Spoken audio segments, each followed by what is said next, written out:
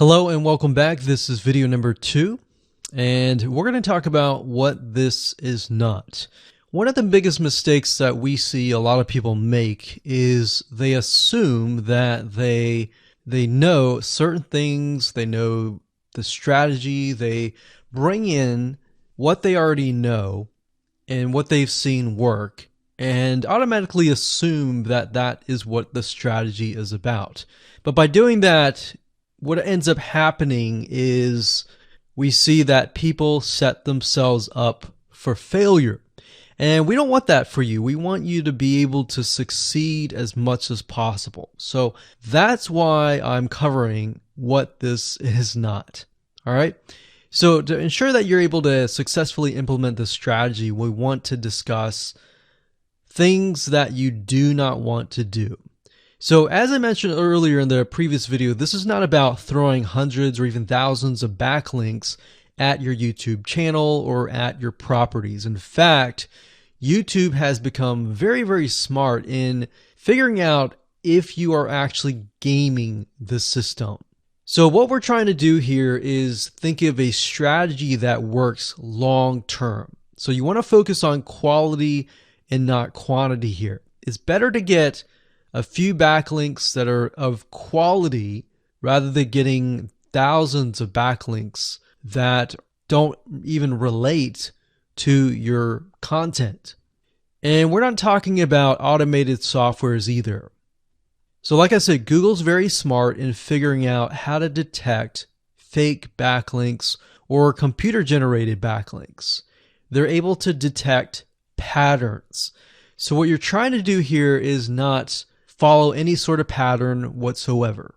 You want to make sure that it looks natural as possible, because otherwise Google will penalize you in the future. May not be this month, may not be this next year, it may be the 2 years later kind of thing, or it might be even this month. So what you really want to do is focus on a long-term strategy that is going to last. Now, obviously, we're not going to know exactly if the strategy is going to last or not, but part of the strategy is figuring out what Google wants and fulfilling that. Now, one secret to knowing whether a strategy will last or not is to ask yourself these questions. So this strategy, along with other strategies, you should ask this question over and over. Is this a shortcut? And does this seem spammy? And best of all, will this upset your visitors? So the people that are coming to your YouTube channel via google.com or any other site, is this going to upset them? Because if it does, then guess what? Google is not going to like what you're doing, because they care more about the people that go to Google or go to YouTube and type in a keyword. They care more about them because they are who they are catering to, essentially. So now that that is out of the way, let's discuss what Google wants, which is really the crucial step in understanding why the strategy will work. So now that you have an idea, don't upset the visitors. If it's spammy, if it's a shortcut, this is going to upset them, right? So what is it that Google wants in relation to this? Well, we'll talk about that in the next video. Hello and welcome back. This is video number 3, and this is all about what Google wants and the strategy. Now, we don't know exactly whether this is true or not, but based on the data that we have seen and based on the data that not only has worked for us, but for many others, is that Google likes brands. Now, it's not necessarily that they are particularly liking brands because brands make a lot of money or anything like that. But what we've realized are certain variables that make a brand stand out. So they don't exactly go out and tell people that they like brands, but based on the data that we've seen, we have seen brands rank better. So why is that? Why is it that Google seems to rank brands better? It's because brands last long term and they oftentimes provide value. Remember, going back to what makes the visitors happy, it's the value that they are offering, right? At least the majority. So you'll notice that brands tend to have a really good following of fans that love their content. So why is that important? Well, their concern isn't really necessarily the brand, but giving people that are searching certain keywords on Google or YouTube, giving them what they want.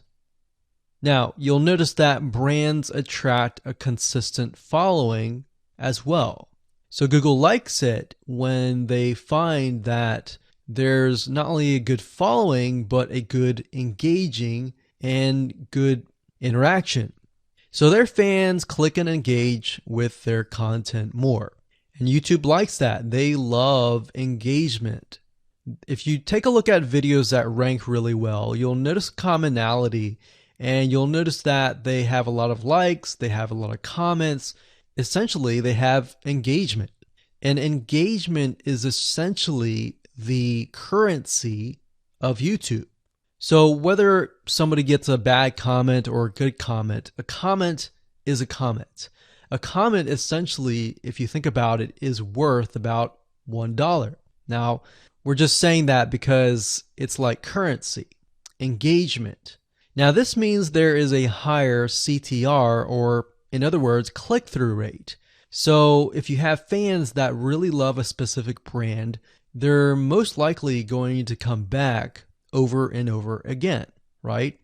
So higher engagement is what Google likes to see. Higher engagement means that the fans really like the content. So this is based on the data that we have received and based on the data that we have observed. So the strategy here is to make sure that you look like a brand and you do backlinking like a brand. Make sense? So what does backlinking like a brand look like?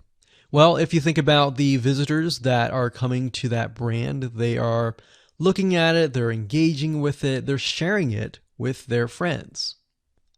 Now, like I said earlier, there's no exact this is the way it is, but based on the data that we have gathered over the years and what we see what works and what hasn't, we can safely say that looking like a brand will be better for your YouTube channel. And of course, gathering a fan base and a good following that is interacting with your content is also key. Now, if you look at brands, they have many social properties besides YouTube channels.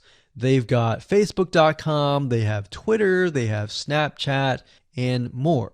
So it only makes sense for your brand to have the same properties in your brand name and interlinking to each other, right? So let's say, for example, that you upload a video to YouTube. Then it's going to make sense for you to post that same YouTube video or share it via Facebook, Twitter, Snapchat, and more. So essentially, we're interlinking them together. And that kind of brings us to this strategy, which is the ring. You're basically interlinking everything together. So like I said, for example, you post a video on YouTube, it needs to be pushed to Twitter, your Facebook fan page, and other social properties. And fortunately, because everything is going to be automated, once you do that, it will trigger and it will automate the whole process. So it makes sense because your fans will be located at these different social properties. So some people will be at Facebook, some people will prefer Twitter, and some people will prefer maybe Snapchat or Instagram and other social properties. But if you think about it, it sounds very time consuming and tedious, right? And yes, it is, but once everything is set up, it will actually make your life a lot easier. But like I said, don't worry, we're going to show you how to speed things up with a few dollars. So with that said, let's move on to video number 4.